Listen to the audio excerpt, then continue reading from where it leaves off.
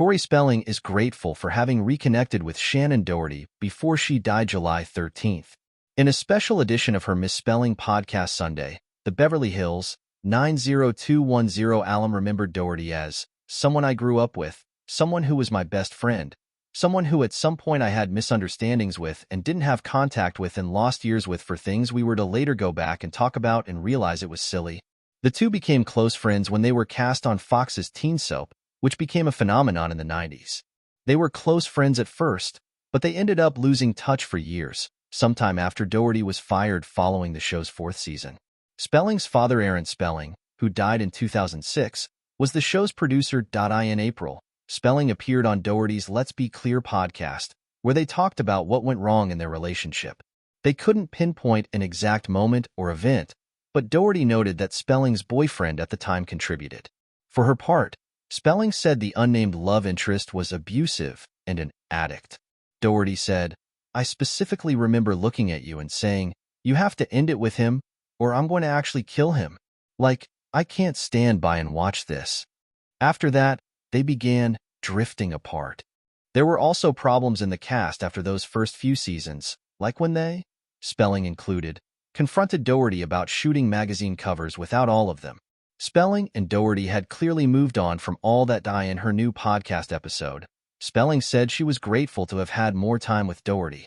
"We acknowledge we had lost time, years and years, that we could have been together over things that outside influences, like press articles, that maybe we believed, and they got to us too much," Spelling said.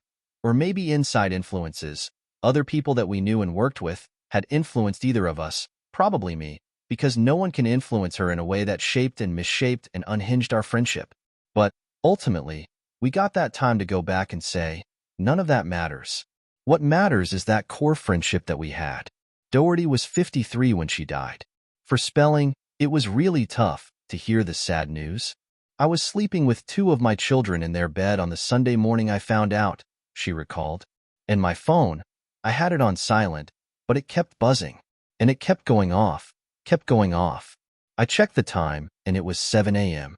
And I knew immediately. I was like, oh my God, somebody's passed. Somebody important has died." More than sadness, she said, her first reaction was anger. "I felt mad for the life that wouldn't continue. The life that had so much to offer, not just herself, but everybody around here.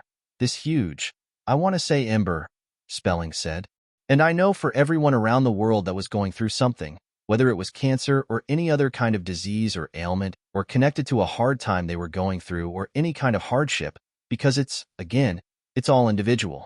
They really did look to her for inspiration and kind of power to carry on in the moments when they felt they couldn't. And I got to see that in person. I got to see that in person in her whole life, which is beautiful."